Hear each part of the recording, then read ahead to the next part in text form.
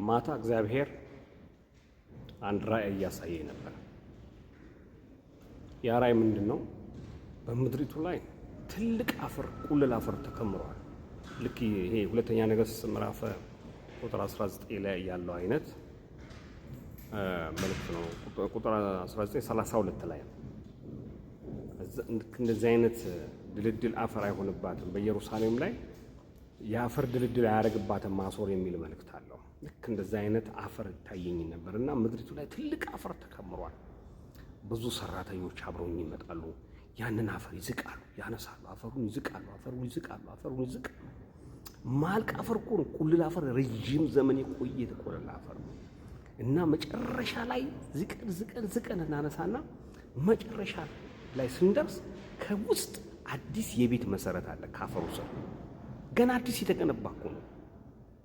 የማዕዘኑ ድንጋይ ኢየሱስ ክርስቶስ ነው። አሁን በብዙ ነገር ተሸፍሎን ይችላል። ይሄ ለብዙ ዘመን በትምህርት፣ በሰው ትምህርት፣ በሰው ፍልስፍና፣ በሰው ዕውቀት፣ በብዙ መተት፣ በብዙ ድግምት ተሸፍኖ ሊሆን ይችላል። ኢየሱስ ግን አይሸፈንም። ኢየሱስ ይገለጣል። ከዚህ በኋላ በእውነት በቀሪ ዘመን በኢትዮጵያ ምድር ላይ አለቱ ኢየሱስ ይገለጣል። እነዚህ መጠረግ ያለባቸው የሰው ሐሳብና ትምህርቶች ሁሉ ይጠረጋሉ። ኢየሱስ ክርስቶስ በኢትዮጵያ ላይ ደምቆ ይታያል። መሰረቱ ኢየሱስ አለ፣ በኢትዮጵያ ላይ አለ፣ አለቱ አለ። ሃሌሉያ! የማዕዘኑ ድንጋይ ኢየሱስ ክርስቶስ አለ። ሰው በትምህርት ሸፍኖት ሊሆን ይችላል። አሁን ይገለጣል። ዘመኑ ደርሷል። ትውልድ ይነሳል። ኢየሱስ ያድናል። በእውነት ሃሌሉያ! ኮሜንት፣ ላይክ፣ ሼር አድርጉ። ይሄንን ሐሳብ ተባረኩ። ጸልዩ ሳታቋርጡ። ኢየሱስ ይገለጣል። አሜን አሜን።